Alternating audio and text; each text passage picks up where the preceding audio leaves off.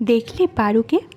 সুবেলা তার ভাঙা দাঁতের হাসি হেসে অভ্যস্ত ভঙ্গিতে সকৌতুকে বলে, বলো শুনি কেমন লাগলো। অম্বিকা অবাক হয়। অম্বিকা যেন আর এক জগৎ থেকে এসে পড়ে। পারু মানে? পারুকে? পারুকে গো? মেজদার মেয়ে না? এই সুবালা সুন্দরীর ভাইজি? তোমার সামনে বেরোয়নি বুঝি? না বেরোনোই সম্ভব, বড় হয়েছে তো। তা মেজ বউ কিছু বলল? অম্বিকা বিচিত্র একটু হেসে বলে, বললেন। সুবালা অবশ্য আশ্বস্ত গলায় বলে, যাক তাহলে সেজদা আমার চিঠিটার মান রেখেছে। মেজদার নতুন বাড়ির ঠিকানাটা ঠিক জানি না তো, কি জানি পৌঁছয় না পৌঁছয়, তাই সেজদার কেয়ার অফে মেজদাকে একটা চিঠি দিয়েছিলাম তোমার কথা উল্লেখ করে। তা এখন বলো বাবু শুনি, কী সব কথা টথা হলো? আমার তো ইচ্ছে এ মাসেই লাগিয়ে দিই। অম্বিকা যেন একটু গম্ভীর হয়, বলে ওঠে, কি মুশকিল, আপনি এসব কী যাতা আরম্ভ করলেন? এরকম চালালে কিন্তু ফের পালাবো। সুবালা শঙ্কিত হয়। সুবালা বোঝে অবস্থাটা আশাপ্রদ নয়। মেজবউ বোধ হয় তেমন আগ্রহ দেখায়নি। তা হতে পারে, মানুষটা তো আছে একটু উল্টোপাল্টা। অম্বিকাকে যতই ভালোবাসুক, মেয়ের সঙ্গে বয়সের তফাতটা মনে গেঁথে রেখেছে।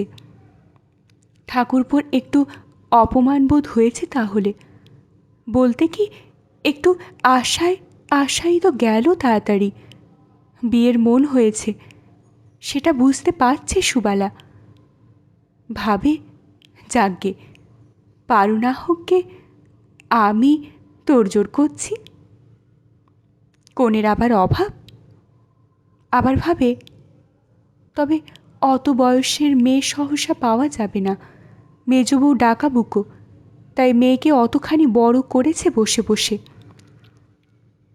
কিন্তু সুবালা চট করে কিছু বলে না। আস্তে দেওরের মন মেজাজ বুঝতে বলে, শোনো কথা, আমি আবার কি চাইলাম? এসব বাজে বাজে কথা, বিয়েটের কথা শুরু করলেই কিন্তু জেনে রাখবেন আমি হাওয়া। সুবালা ভয়ে ভয়ে বলে, মেজদা বুঝি? দোহাই বৌদি, আপনার ওই মেজদাটির নাম আমার সামনে করবেন না। বসেছিল, উঠে পড়ল, পায়চারি করতে করতে বলল, আপনার ওই মেজদা আর মেজ বৌদিকে পাশাপাশি দেখলেই মনে হয় যেন বিধাতার একটু নিষ্ঠুর ব্যঙ্গের জ্বলন্ত নমুনা। সুবালা অবাক গলায় বলে, কিসের নমুনা? যাগ্গে ও আপনাকে বোঝানো যাবে না। তবে আপনার পূজনীয় মেজদার বাড়িতে ঢোকবার সৌভাগ্য আমার হয়নি, এইটাই জেনে রাখুন। সুবালা হতভম্ব গলায় বলে, তবে যে বললি মেজবউ কথা বলেছে? হ্যাঁ বলেছেন। অম্বিকা একটা জ্বালা ভরা গলায় বলে, রাস্তায় দাঁড়িয়ে এসে বলেছেন, আর বেশি কিছু জিজ্ঞাসা করবেন না আমায় বৌদি। তার মানে মেজদা তোমায় অপমান করেছে? জেলখাটা আসামি বলে বাড়িতে ঢুকতে দেয়নি? আস্তে বলে সুবালা, বুঝতে পারছি আসল কথা। অম্বিকা সহসা স্থির হয়, সামনে সরে আসে, বলে, আসল কথা বোঝবার ক্ষমতা আপনার ইহজীবনেও হবে না বৌদি। আপনি এতই ভালো যে এসব কথা আপনার মাথাতেই ঢুকবে না। শুধু বলে রাখি, যদি হঠাৎ কোনো দিন শোনেন আপনার মেজ বৌদির পাগল হয়ে গেছেন, অবাক হবেন না, হয়তো শিগগিরই শুনতে পাবেন। আশ্চর্য, আপনার ওই মেজদার মতো একটি শয়তানের কোনো শাস্তি হয় না, না দেয় সমাজ, না দেয় আপনাদের ওই ভগবান। কিছু মনে করবেন না বৌদি, না বলে পারলাম না, বড় যন্ত্রণা হলো দেখে। ছেলেও তো দেখলাম ঠিক বাপের মতন। সরে গেল সামনে থেকে, পায়চারি করতে লাগলো। একটা জ্বালা ভরা গলায় আক্ষেপ শোনা গেল, এইভাবে জীবনের অপচয় ঘটে, এইভাবে এই হতভাগা দেশের কত মহৎ বস্তু ধ্বংস হয়। এ পাপের প্রায়শ্চিত্ত করতেই হবে একদিন সমাজকে। না, অম্বিকাকে বিয়ে দিয়ে সংসারী করবার স্বাদ আর মিলল না সুবালার। অম্বিকা পায়ে হেঁটে ভারত ভ্রমণ করতে বেরোলো।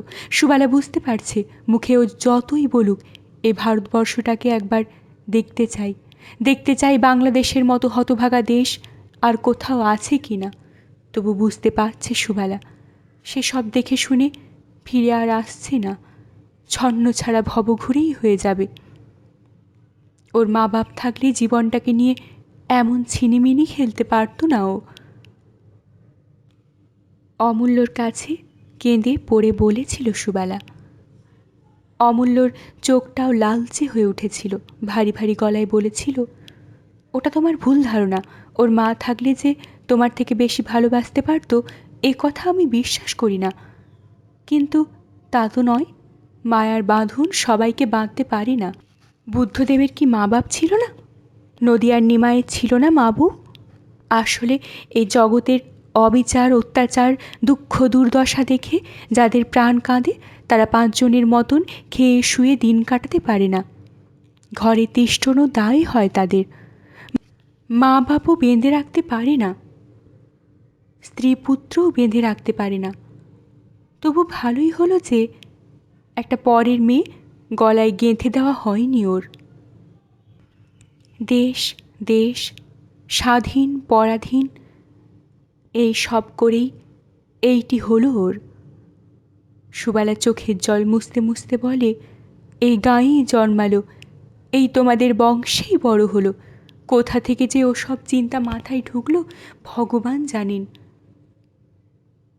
তাছাড়া কি আর বলবে সুবালা? মানুষের জানার সীমানা ছাড়ালেই বলে ভগবান জানে। একা সুবালা কেন, সবাই বলে। আর খুব যখন কষ্ট হয় তখন ভগবানের বিচারের দোষ দেয়। সুবালাও দিল। আর তার সঙ্গে সঙ্গেই চোখ মুছতে মুছতে ওই ছন্ন ছাড়াটার যাত্রাকালে জোর করে সঙ্গে দিয়ে গেল এক গাদা চিড়ের নাড়ু, তিলপাটালি, নারিকেল গজা, যা সব একদা অম্বিকার বড় প্রিয় ছিল। অম্বিকা মুখে খুব উৎসাহ দেখায়, বলে, বাহ বাহ, চমৎকার। পথে পথে ঘুরবো, কোথায় কি জুটবে কে জানে। যেদিন কোথাও কিছু না জুটবে ওইগুলি বার করব, আর আপনার জয়গান করতে করতে খাবো।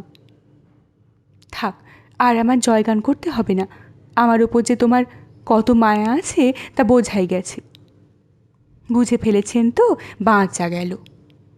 অম্বিকা হাসে, তারপর বলে, রামকৃষ্ণ পরমহংসের সবচেয়ে বড় ভক্ত বিবেকানন্দের নাম শুনেছেন? একসময় তিনি ঘুরছিলেন পথে পথে, হাতে এক কপর্দকও নেই। মনের জোর করে বললেন, দেখি আমার চেষ্টা ছাড়া খাদ্য আসে কিনা। এসে গেল, আশ্চর্য উপায়ে এসে গেল।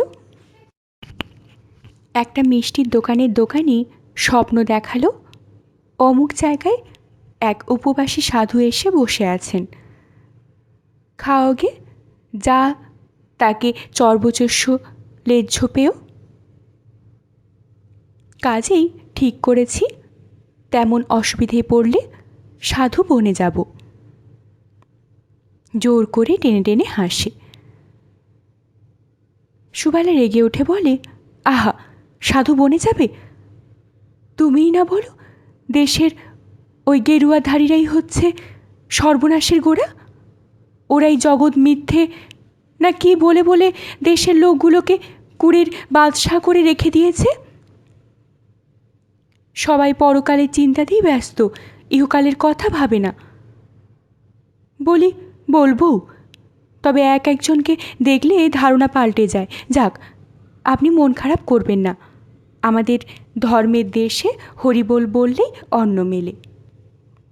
তাই তো, ভিক্ষে মেগেই যে খাবে তুমি। সুবালা রেগে বলে, তাই ভিটে জমি সর্বস্ব বিক্রি করে দিলে? ওটাই হচ্ছে সবচেয়ে দুশ্চিন্তার। যে মানুষ ভিটে মাটি বেচে চলে যায় সে কি আবার ফিরে আসে? অথচ কটা টাকাই বা পেল। সুবালার যদি টাকা থাকতো নিশ্চয়ই দিয়ে দিত, বলতো, দেশ বেড়াবার জন্য ভিটে বেচবে তুমি, আর তাই আমি দেখব বসে বসে? কিন্তু ভগবান মেরেছেন সুবালাকে। অমূল্য সঙ্গে গেল খানিকটা এগিয়ে দিতে। সুবালাও এলো গরুর গাড়ির সঙ্গে যতটা যাওয়া যায়। তারপর দাঁড়িয়ে পড়ে দেখতে লাগলো যতদূর পর্যন্ত দেখা যায়। অনেকক্ষণ পরে যখন উড়ন্ত ধুলো নিথর হয়ে গেল, তখন ফিরে এলো।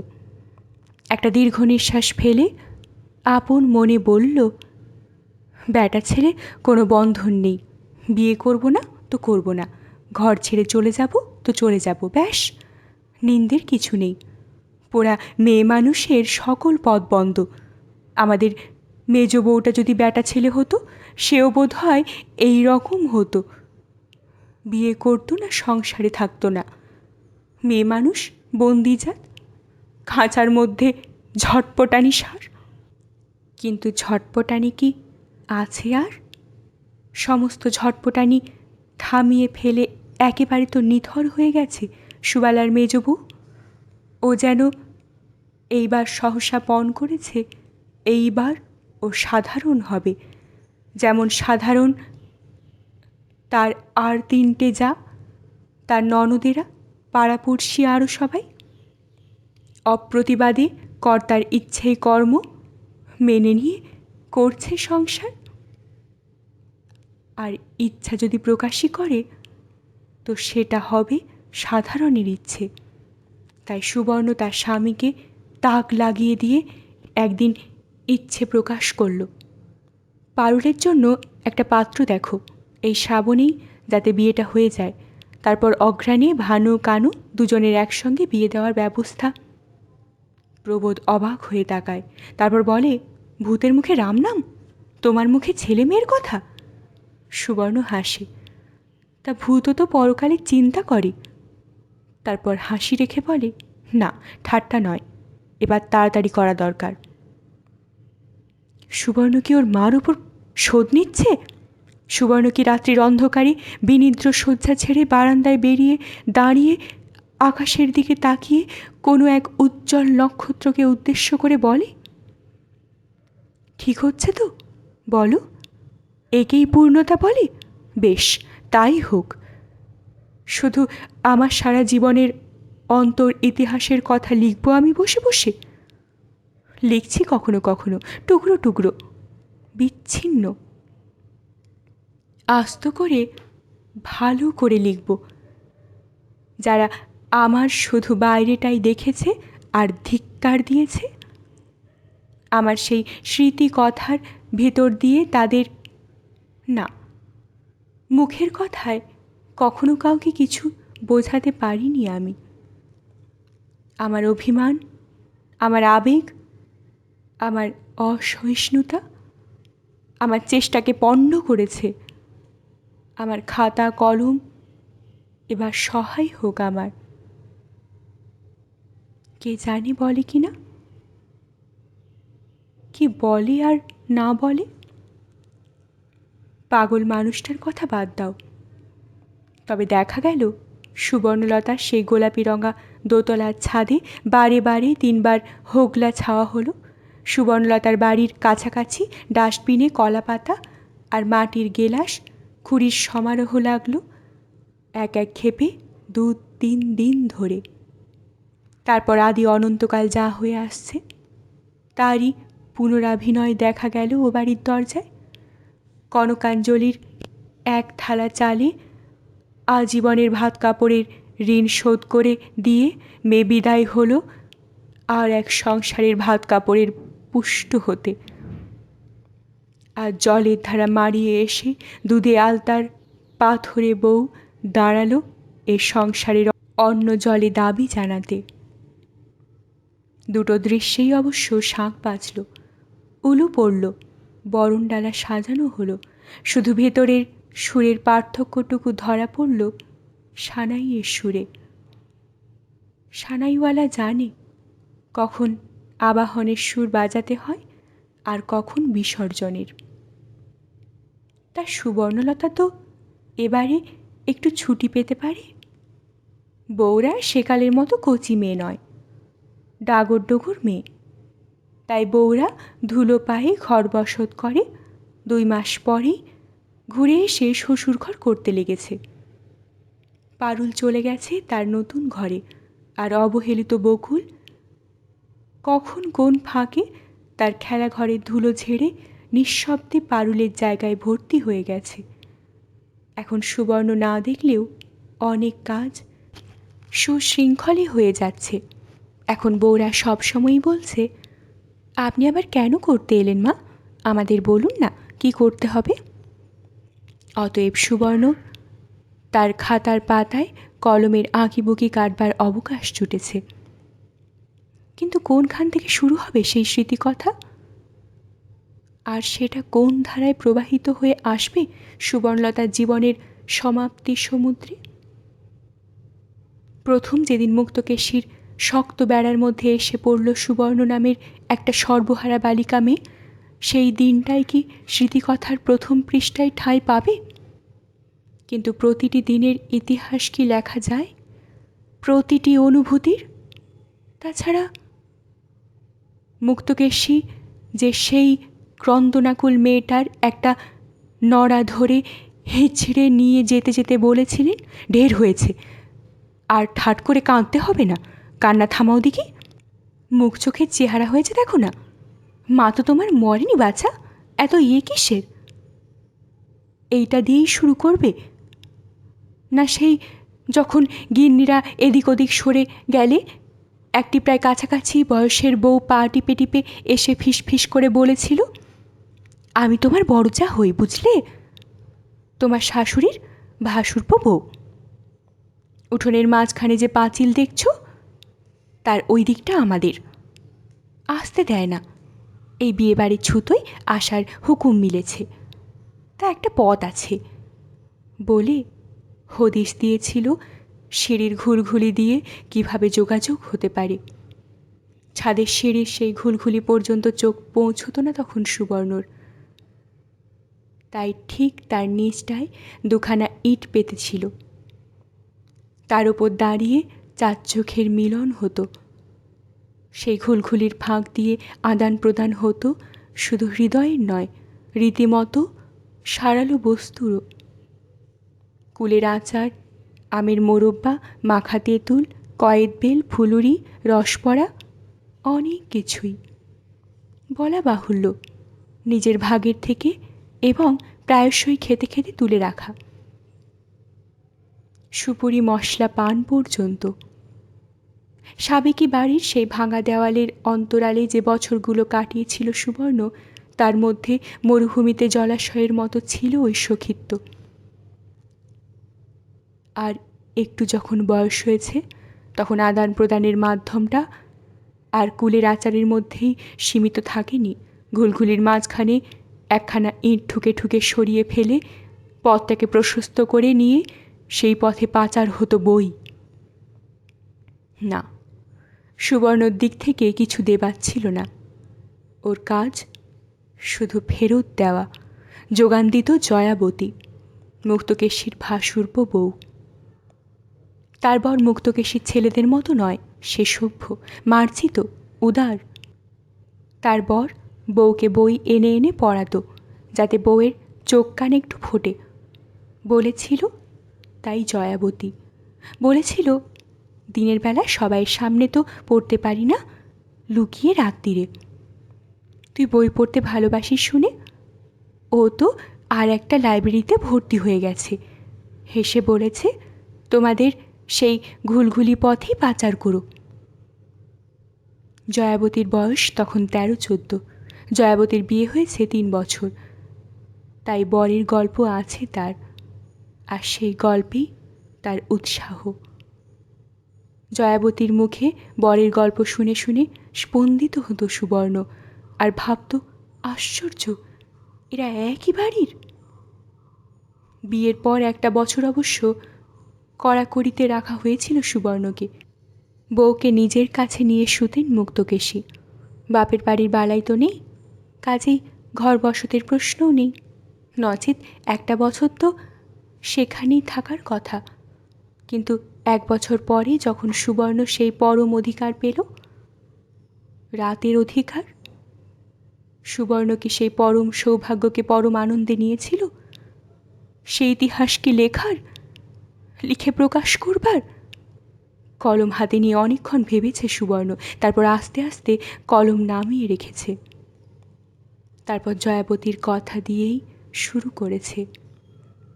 জয়াবতী বলতো, গোড়ায় গোড়ায় ভয় করে রে,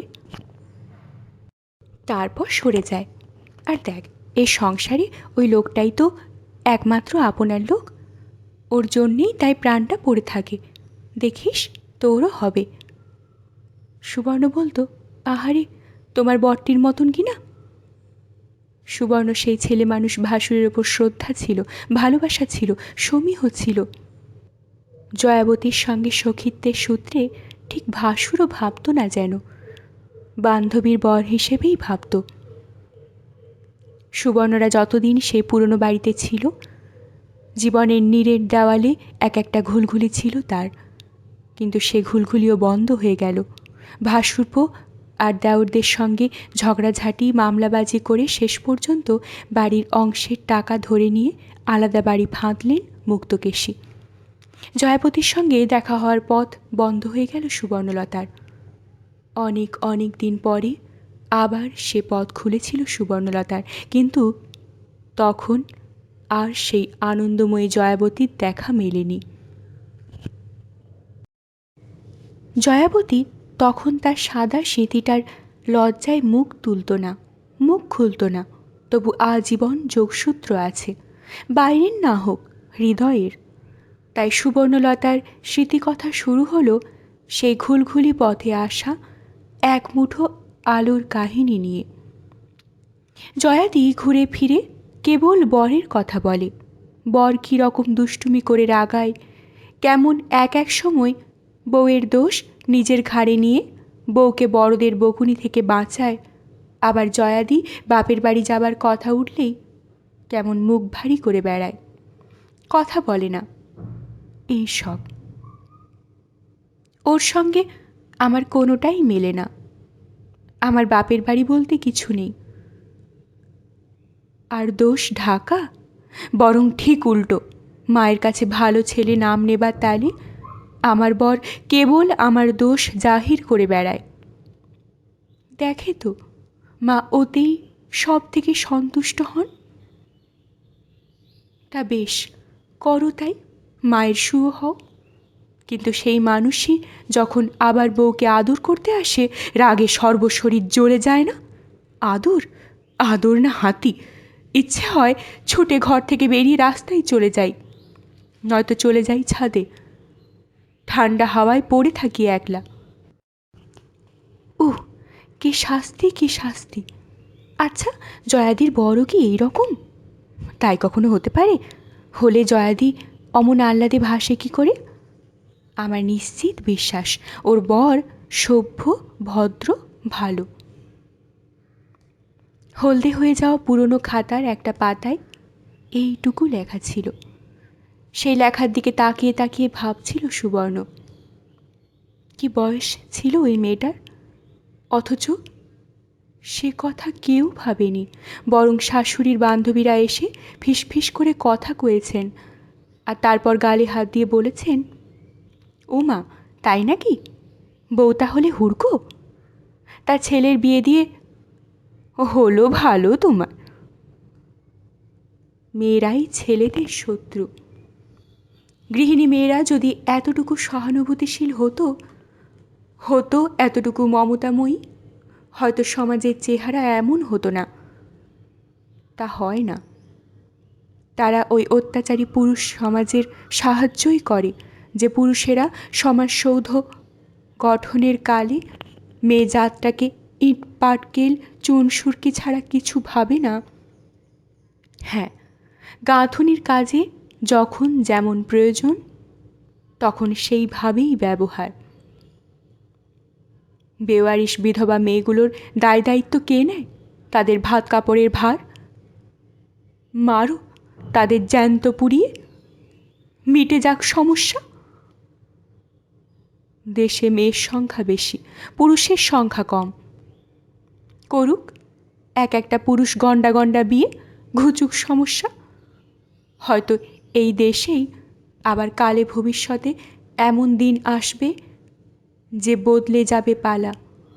তখন হয়তো ওই সমাজপতিরাই নির্দেশ দেবে, সব মেয়ে দ্রৌপদী হও, সেটাই মহাপুণ্য। একদা বাল্যবিবাহের প্রয়োজন ছিল, তাই মেয়ের বাপের কাছে প্রলোভন বেছানো ছিল। কন্যাদান করে নাকি তারা পৃথিবী দানের ফল পাবে, পাবে গৌরী দানের। বিপরীত 14 পুরুষ নরকস্ত। অর্থ সমস্যা আর অন্য সমস্যার চাপে কন্যাদানের পুণ্য লাভের স্পৃহা মুছে আসছে সমাজের। অতএব এখন আর 14 পুরুষ নরকস্থ হচ্ছে না। হয়তোবা এমন দিন আসবে যেদিন এই সমাজই বলবে, বাল্যবিবাহ কদাচার, বাল্যবিবাহ মহাপাপ। কোথায় কোন দেশে নাকি খাদ্য সমস্যার সমাধান করতে মেয়ে জন্মালেই তাকে মেরে ফেলে, পাছে তারা দেশে মানুষ বাড়ায়। আবার এ দেশে বাঁজা হওয়া এক মস্ত অপরাধ। শতপুত্রের জননী হতে উৎসাহ দেওয়া হয় মেয়েদের। কে জানে আবার পালা বদল হলে এই দেশেই বলবে কি না, বহু পুত্রবতীকে ফাঁসিতে লটকাও। মেয়েদের নিয়েই যত ভাঙচুর, অথচ এমন কথার কৌশল চতুর পুরুষ যাত্রার চেয়ে মেয়েগুলো ভাববে এই ঠিক ধর্ম, এতেই আমার ইহ পরকালের উন্নতি। পতি পরম গুরু, স্বামীর বাড়া দেবতা নেই, ধোকাবাজি ধাপ্পাবাজি। কিন্তু কতকাল আর চলবে এসব? চোখ কি ফুটবে না মেয়ে মানুষের? কে জানে, হয়তো ফুটবে না, অথবা ফুটলে ওই চতুর জাতটা নতুন আর এক চালের আশ্রয় নেবে। হয়তো দেহি পদপল্লব মুদারমের বাণী শুনিয়ে শুনিয়েই মেয়েদের ওই ঘানি গাছি ঘুরিয়ে দেবে। বোকা বোকা, নিরেট বোকা এই জাতটা, তাই টের পায় না অহরহ তাকে নিয়ে কি ভাঙচুর চলছে। ভাবছে, আহা, আমি কি মূল্যবান, আমায় ভালোবাসছে, আমায় পূজ্যি করছে, আমায় সাজাচ্ছে। আমার দেহটা যে ওর সোনা মজুতের সিন্ধুক তা ভাবি না। আমার সাজসজ্জা যে ওর ঐশ্বর্যের বিজ্ঞাপন তা খেয়াল করি না। আমি গহনা কাপড়ে লুব্ধ হই, ভালোবাসার প্রকাশে মোহিত হই। ছি ছি, সাধে বলছি, একে নম্বরের বোকা। গিরিতাতিনি এসেছে তাঁতের শাড়ির বোঁচকা নিয়ে, ভালো ভালো শিমলে ফরাসটাঙ্গার শাড়ি নিয়ে গেরস্তর বাড়ি বাড়ি ঘুরে বেড়ানো কাজ গিরির। উত্তর কলকাতা থেকে মধ্য কলকাতা পর্যন্ত সর্বত্র তার অবাধ গতি। সকলের অন্তঃপুরের খবর তার জানা। দর্জিপাড়ার অনেক বাড়িতেই তার যাতায়াত। মুক্তকেশীর সংসারেও শাড়ি জুগিয়ে এসেছে বরাবর।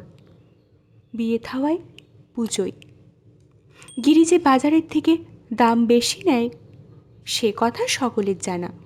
মুক্তকেশী তো মুখের ওপরেই বলেন, গলায় ছুরি দিচ্ছিস সে গিরি? কাপড়খানা বড্ড পছন্দ হয়েছে বুঝি মোচড় দিচ্ছিস? তবু সেই বেশি দামেই নেয় নো। কারণ আরও এক কারণে সর্বত্রই গিরির প্রশ্রয় আছে। আরও একটা ব্যবসা আছে গিরির, সেটা হচ্ছে ঘটকিগিরি। কাপড় জোগানোর সূত্রে গিরি বহু সংসারে নারী নক্ষত্রের খবর রাখে বলেই কাজটা তার পক্ষে সহজ। তবে ইদানিং যেন সে ব্যবসায় কিছু কিঞ্চিত ঢিমে পড়েছে। ঘটকি দিয়ে বিয়ের সম্বন্ধ করতে কেউ আর তেমন গা করে না। সবাই স্বাবলম্বী হয়ে উঠেছে। নিজেরাই চেনা জানার সূত্র ধরে কিংবা কাজকর্মের বাড়িতে দেখাশোনার সুযোগ ধরে বিয়ের সম্বন্ধ গড়ে ফেলে। কারণ ঘটকিরা নাকি মিছে কথা কয়। শোনো কথা, মিছে কথা নইলে বিয়ে হয়? হয়কে হয়, নয়কে হয়, রাতকে দিন, দিনকে রাত, কানাকে পদ্মলোচন, আদ্যভক্ষকে শাসালো আর আবলুব্ধ কাঠকে চাপা ফুল বলতে না পারলে আবার ঘটকালির মাহাত্ম্য কী? কথায় বলে লাখ কথা নইলে বিয়ে হয় না। তা সেই লাখ কথায় 10-20 হাজার অন্তত মিথ্যে কথা থাকবে না? যা সত্যি তা যদি বলে, তাহলে ঘটক বিদায় কি মুখ দেখে দেবে লোককে? কিন্তু লোকে যেন আর বুঝছে না সে কথা। কাজেই গিরির দ্বিতীয় ব্যবসা কিছু ঢিমে পড়েছে। তবু শাড়ির বস্তা নামিয়ে পা ছড়িয়ে বসে দোক্তার কৌটো খুলতে খুলতে গিরি বলে, সেজ বৌদিদি, ছেলের বিয়ে দেবে নাকি গো? তোমার বড় খোকার বয়সে যে সেজবাবু 2 ছেলের বাপ হয়ে গেল। নামে নামে মিল আছে বলে গিরিবালার সঙ্গে গিরি তাঁতিনীর যেন রঙ্গরস বেশি। তাছাড়া ইচ্ছে মতো 2-5খানা শাড়ি কিনে ফেলার ক্ষমতা গিরিবালার যেমন আছে, ছোট বউ বিন্দুর তেমন নেই। তাই গিরিবালার ঘরের সামনেই তাঁতিনীর গিরির পা ছড়িয়ে বসার জায়গা। বিন্দু যে 1-8খানা নেয় না তা নয়, তবে সেও তো সেই বাকিতে। গিরিবালার অনেকটাই নগদ। অতএব গিরি তাঁতিনীর রসের কথা এখানেই ঢেউ তোলে বেশি। সেজবাবুর অতীত ইতিহাস তোলার সঙ্গে এমন একটি মুখভঙ্গি করে গিরি, যা নাকি নিতান্তই অর্থবহ। গিরিবালাও তেমনই একটি অর্থবহ কটাক্ষ করে বলে, ওতে তো আর পয়সা লাগে না লো, হলেই হলো। একালে দিনকাল খারাপ, বউ এসে কি খাবে সেটা আগে চিন্তা করতে হবে। তা হবে বই কি। গিরি এক টিপ দোক্তা মুখে ফেলে বলে, বউয়ের শাউরি যখন সর্বস্ব গ্রাস করে রেখেছে, তা তুমি বুঝি মেজ বৌদিদির পাঠশালে পড়েছ? তিনিও তো ওই কথা বলে বলে এই অবধি ছেলে দুটোর বিয়ে তুলে রেখেছিল। কি সুমতি হলো, জোড়া ব্যাটার বিয়ে দিল। গিরিবালা সহাস্যে বলে, ঘটকি বিদেয় মোটা পেয়েছে তো? গিরির ঘটকালিতে অবশ্য বিয়ে হয়নি, তবু বিয়ের বকশিস বাবদ বেশ কিছু বাগিয়েছে গিরি।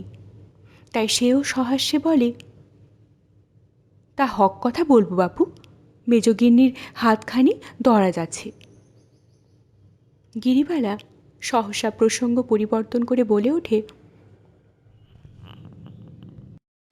তা বোচকার গিট খোলো, দেখি কি এনেছো, নতুন ধরনের কিছু আছে? গিরি কবে নতুন ছাড়া পুরনো মাল এনে ঢুকিয়েছে গো, বলে সগর্ব ভঙ্গিতে বোচকা খোলে গিরি। মুক্তকেশীর আমলে মোটা তাঁতের শাড়ির চাহিদাই বেশি ছিল।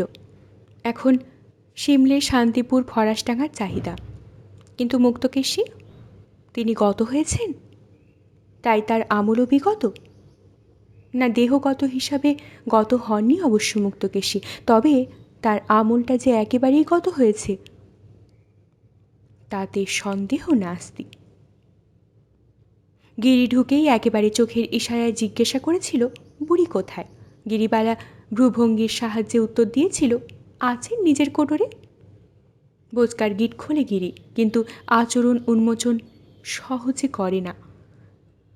তাতে সুস্থ হয়ে যেতে হয়। হাই তুলে বলে, 1 ঘটি জল খাও দেখি আগে, রোদে এসে শরীর জ্বলে যাচ্ছে। গিরিবালা তাড়াতাড়ি উঠে দালানের কুঁজো থেকে 1 ঘটি জল গড়িয়ে দেয়। গিরি এক নিঃশ্বাসে জলটা খেয়ে আঁচল দিয়ে বাতাস খেতে খেতে বলে, বড় মানুষ হয়ে সেজ বৌদিদি কেপ্পন হয়ে গেছে, আমাকে জল দিয়ে পান দিতে হয় তা আর মনে নেই। গিরিবালা তাড়াতাড়ি মেয়েকে ডেকে পানের আদেশ দেয়। গিরি ধীরে সুস্থে বোচকা খোলে। নয়ন মনোহর শাড়ির গোছা, কলকা পাড়, তাবিজ পাড়, রেল পাড়, এলোকেশি পাড়, শীতের সিঁদুর পাড়, পতি সোহাগ পাড়, বসন্ত বাহার পাড়। সাদা ছাড়া রঙিনের দিকেও আছে কালাপানি, বৌপা গলা, ধূপছায়া, ময়ূরকণ্ঠী। শুধু লাল আর কালো সুতোর টানাপোড়েনেই নানা বর্ণের বাহার। দাম বেশি দিয়েও এসব শাড়ি কিনতে হয়। দোকান থেকে কেনা মানেই তো পুরুষের পছন্দের উপর নির্ভর, আর সে পছন্দ যে কেমন তা তো মেয়ে মানুষেরা হাড়ে হাড়ে জানে। তার উপর ফেরা ঘোরার কথা বললেই মারমুখী হয়ে ওঠেন বাবুরা। তাছাড়া গিরি বাকিতে দেয় বলে লুকিয়েও কেনা যায় এক আধখানা। এসব কি কম সুবিধে? পরমুখাপেক্ষী জাতের জ্বালা যে কত দিকে, তা গিরি এসব খুব বোঝে। তাই জায়গা বুঝে মোচড় দেয়, জায়গা বুঝে উদারতা দেখায়। ও খদ্দেরের কাছে অনায়াসে বলে, ও কাপড়ের দাম তোমায় দিতে হবে না দিদিমণি, আমি তোমায় এমনি দিলাম। বলে, বৌদিদির ফর্সা রঙে জেল্লাদা খুলবে, এ কাপড় তোমায় একখানা না পরাতে পারলে আমার জীবনই মিথ্যে। দামের কথা ভেবো না দিদি, তোমার শাশুড়কে বলো, গিরি আমায় অমনি দিয়ে গেছে। এইভাবেই গছায় সে। গিরিবালা প্রসন্ন মুখে বলে, কাপড় তো বেশ এনেছ, এখন দর করো দিকি। দর? তোমার সঙ্গে আবার দরাদরি কিসের গো সেজ বৌদিদি? আজ নতুন হলে নাকি? না না ঠাকুরজি, তুমি আমার একটু আশ্বাস দাও, পছন্দ করতে ভরসা পাই। শোনো কথা, তোমার আবার নির্ভরসা? গিরি অবহেলায় বলে, বড় মানুষের গিন্নি, টাকার গোছা ফেলো, কাপড়ের গোছা পছন্দ করো, 7 হাতি 8 হাতি সব রকমই আছে। খুকিদের জন্যে নাও দেখি 2-5খানা। কই গো খুকিরা? গিরিবালা তথাপি কাপড় নাড়তে নাড়তে দাম জিজ্ঞাসা করে এবং জবাব পাবার পর অপ্রসন্ন গলায় বলে, দেবে না তাই বলো, দেবার ইচ্ছে থাকলে এমন দর হাঁকতে না। বলি, ও বাড়ির 3-3টে বিয়েতে তো বিস্তর লাভ হয়েছে। সে হলো বড় মানুষের ব্যাপার, এই গরিবের সঙ্গে একটু দয়া ধর্ম করে কাজ করো না। গিরি দরাজ গলায় বলে, তা মিথ্যে বলবো না, অনেক কাপড় চোপড় নিয়েছে মেজ বৌদিদি, তবে মানুষটার প্রাণে যেন সুখ নেই। গিরিবালা ভেতরের কথায় আশায় গলা নামিয়ে চুপি চুপি বলে, ও মা, যার এত সুখ সম্পত্তি তার আবার সুখের অভাব? গিরি বলে, তা এক মানুষের অকারণ দুঃখ ডেকে আনা রোগ যে, মেজ বৌদিদির তো সে রোগ আছে। তাছাড়া মনে হলো বউরা সুবিধের হয়নি। গিরিবালা যেন জানে না কথার সৃষ্টি করার এই লীলায় গিরি তাঁতিনীর পদ্ধতি। আবার কারো ঘরে বউ সুবিধের না হওয়ায় যেন অসম্ভব ঘটনা, তাই যেন আকাশ থেকে পড়ল। ও মা, সে কি কথা? তবে যে শুনলাম খুব ভালো বউ হয়েছে। ওগো দেখতেই ভালো, ওপর ভালো ভেতর কালো, তা নইলে ঘরুণী গিন্নি দস্যি মাগি এক্ষুনি বউদের হাতে সংসার ছেড়ে দেয়। ও মা, বলো কি, তাই বুঝি? তাই তো। গিরি 2 হাত উল্টে বলে, তবে আর বলছি কি, মাগি নাকি এখন রাত দিন খাতা কলম নিয়ে সেরেস্তার মতন নেখা নিকছে। তা এসব কথা বললে কে তোমাকে? কি আর, মেজো দাদাবাবুই রাস্তায় এলো সঙ্গে সঙ্গে নানান দুঃখের কথা গাইল। বউরা শ্বশুর বলে তেমন মন্নিমান করছে না, শাউরিকে দেখে না, আরও একটা মেয়ে ডাগর হয়ে উঠল, এইসব কথা ক্রমশই গভীর হয়ে আসে। গিরিবালা ইত্যবৎসরে 3খান শাড়ি পছন্দ করে ফেলে এবং বাকির প্রশ্ন ওঠে না। তবে ও বাড়ির মেজ বৌদিদির কাছেও যে ধারে কারবার করতে হয় না, সেই হালটুকু ফুটিয়ে বোচকা গোটায় গিরি। এই সময় ঘর থেকে মুক্তকেশী ভাঙা ভাঙা কণ্ঠস্বর শোনা যায়। গিরি এসেছিস নাকি? অগিরি, সেই থেকে গলা পাচ্ছি মনে হচ্ছে, এদিক পানে উকিও দিচ্ছিস না দেখছি। ওই হলো জ্বালা। গিরি খাদের গলায় বিরক্তিটা প্রকাশ করে গলা তোলে। এই যাই গো খুড়ি, এখানে সেজ বৌদিদি কাপড় কিনলো 5খানা, তাই? পাঁচখানা? পাঁচখানা কাপড় কিনলো সেজ বৌমা? তা কিনবে বই কি, স্বামীর পয়সা হয়েছে। মরণ বুড়ি, বলে গিরি ও ঘরের সামনে গিয়ে দাঁড়ায়, আর তৎক্ষণাৎ তার কাংস কণ্ঠ ধ্বনিত হয়, কি সর্বনাশ! এ কি হাল হয়েছে তোমার খুড়ি? হ্যাঁ, এ যে মরি পোকার ঘাটে যাবার চেহারা, বলি কবরেজ বদ্যি দেখাচ্ছ বেটা বেটার বউ। এই এই হচ্ছে গিরি নিজস্ব ভঙ্গি, আর তাই সবাই গিরিকে ভয় করে। গিরি যে অন্তঃপুরের বার্তা রাখে, তার বাড়া ভয়ঙ্কর আর কি আছে? মুক্তকেশীর ছেলের বউরা যে দেখাচ্ছে না, এ খবর রটিয়ে বেড়াবে না সে? তাই গিরিবালাও তাড়াতাড়ি শাশুড়ির ঘরে এসে ঢোকে। মুক্তকেশী নিচু গলায় কিছু একটা বলছিলেন, বউকে ঢুকতে দেখে বেজার মুখে চুপ করেন। শুধু চোখের ইশারায় কি যেন বুঝিয়ে বিদায় সম্ভাষণ করেন। তা গিরি তাঁতিনি ইশারার মান রাখে, পরদিনই এ বাড়িতে এসে হাজির এবং সাড়ম্বরে ঘোষণা করে, কাপড় গছাতে আসিনি গো মেজ বৌদিদি, এসেছি একটা বার্তা নিয়ে। সুবর্ণলতা বেরিয়ে আসে, প্রশ্ন করে না, শুধু সব প্রশ্ন দৃষ্টিতে তাকায়। গিরি বলে ওঠে, বলি বুড়ি শাউরির খবর নাওনি কদিন? সুবর্ণ অবাক গলায় বলে, কেন? ইনি তো মাঝে মাঝেই। হ্যাঁ, তা শুনলাম। গিরি টিপে টিপে বলে, মেজো দাদাবাবু পেরায় পেরায় যায়, তবে বেটা ছেলের চোখ কি তেমন টের পায়? বুড়ির তো দেখলাম শেষ অবস্থা। তার মানে? মানে আর কি, রক্ত অতিসার। গিরি যেন যুদ্ধজয়ের ভঙ্গি নেয়। ও আর বেশি দিন নয়, আর মরতেও তো একদিন হবে গো। চিরকাল কি থাকবে? বয়সের তো গাছ পাথর নেই। কন্যা 4 পেরিয়েছে। তা আমায় মিনতি করে বললে, মেজ বৌমাকে একবার আসতে বলিস গিরি, আর আসবার সময় নকিয়ে পাকা দেখে 2 কাশির পেয়ারা আনতে বলিস। পেয়ারা? সুবর্ণ বলে, রক্ত অতিসার বললে না? আরে বাবা, হলো তো বয়েই গেল। বলি খাওয়ার সাবধান করে শাউরিকে আর বাঁচিয়ে রাখতে সাধ না, তাই পারবে? মহাপ্রাণী খেতে ইচ্ছে হয়েছে, দেওয়াই দরকার। বাঁচবার হলে ওতেই বেঁচে থাকবে। সুবর্ণ অবাক হয়ে তাকায়। সুবর্ণ ভাবে, এরা এত সহজে সমস্যার সমাধান করে ফেলতে সক্ষম? রাখি কেষ্ট আর মারে কেষ্টর তথ্যে এরাই প্রকৃত বিশ্বাসী। সুবর্ণর ভাবার অবসরে গিরি আর একবার বলে, তা পেয়ারা নিয়ে যাও না, আর না নিয়ে যাও, যেও একবার। বুড়ি মেজ বৌমা করে হামলাচ্ছে। যাব, কালই যাব।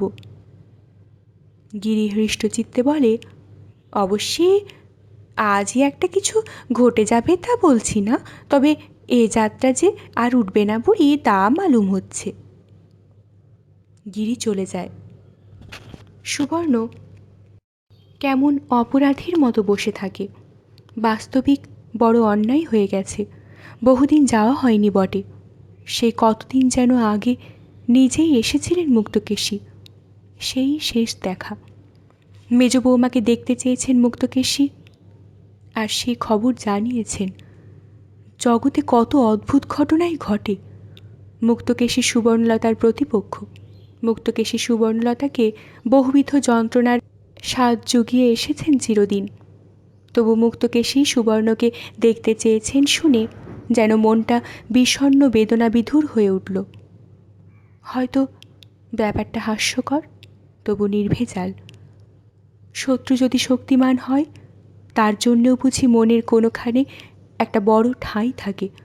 রাবণের মৃত্যুকালে রামের মনস্তত্ত্ব এ সাক্ষ্য দেয়। বহুকাল হলো এ বাড়িতে আসেনি সুবর্ণ। আগে মাঝে মাঝে ভাসুজ্জি দেওজ্জিদের বিয়ে উপলক্ষে আসা হতো। ইদানিং যেন বিয়ের হুল্লোড়টাও কমে গেছে, তাই আর হয় না। কিন্তু এসে যে মুক্তকেশীকে সত্যিই একেবারে মৃত্যুশয্যায় দেখতে হবে, এ কথা কে ভেবেছিল? সংবাদদাত্রী তো আশ্বাস দিয়েছিল, আজকালই আর কিছু হচ্ছে না, কিন্তু হঠাৎ গত রাত্রেই নাকি আকস্মাৎ কেমন বিকল হয়ে গেছেন মুক্তকেশী। মুখ দিয়ে ফেনা কাটছিল। গো গো শব্দ শুনে মল্লিকা তাড়াতাড়ি সবাইকে ডেকেছে। রাত্রে তার হেফাজতেই তো থাকেন মুক্তকেশী। ডাক শুনে সবাই এসেছে। ছেলেরা শত সহস্রবার মা মা ডাক দিয়েছে। মুক্তকেশী শুধু ফ্যাল করে তাকিয়েছেন, সাড়া দিতে পারেননি। সকাল হয়েছে, দুপুর গড়ালো, একই অবস্থা। কবরেজ এসে দরাজ গলায় সুবোধকে বলে গেছেন, আর কি, এবার কোমরে গামছা বাঁধুন। সুবর্ণ এসব জানত না। সুবর্ণ এমনি এসেছিল।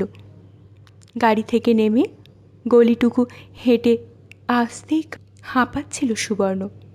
এসে বসতেই বিরাজ চোখ বড় বড় করে বলে উঠল, ওমা, এ কি, তোমার এমন চেহারা হয়েছে কেন মেজো বৌমা? সুবর্ণলতা হাঁপ ছেড়ে ওর কথার উত্তর না দিয়ে প্রশ্ন করল, মা কেমন আছেন? আর থাকি। বিরাজ আবার কাঁদো কাঁদো হয়ে বলে, কবরেজ তো বলে গেল রাত কাটে কি না, তা আমাদের ওখানে তো একটা খবরও। হঠাৎ গলাটা বুঝে এলো সুবর্ণর। চুপ করে গেল।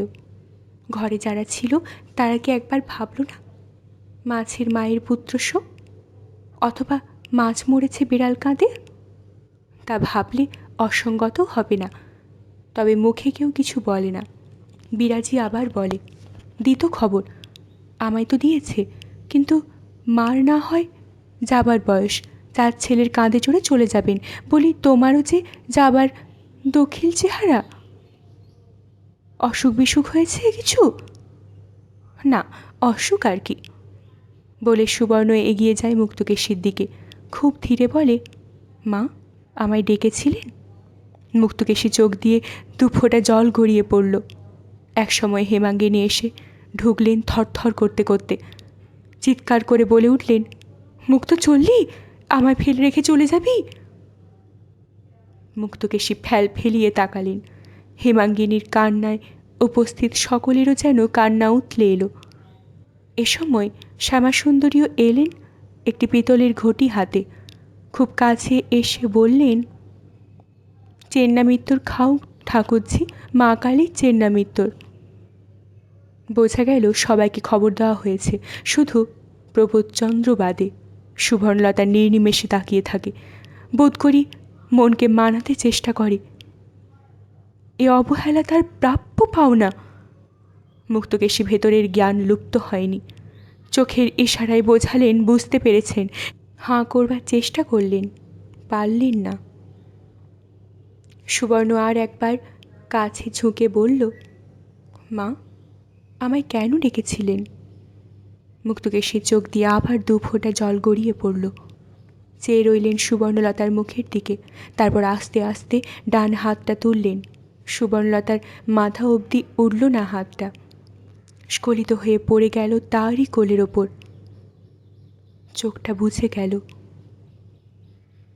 ৭৯ বছরের তীক্ষ্ণ তীব্র খোলা চোখ দুটো চিরদিনের জন্য ছুটি পেল। কিন্তু ছুটি নেবার আগে কোন কথা জানিয়ে গেল তারা?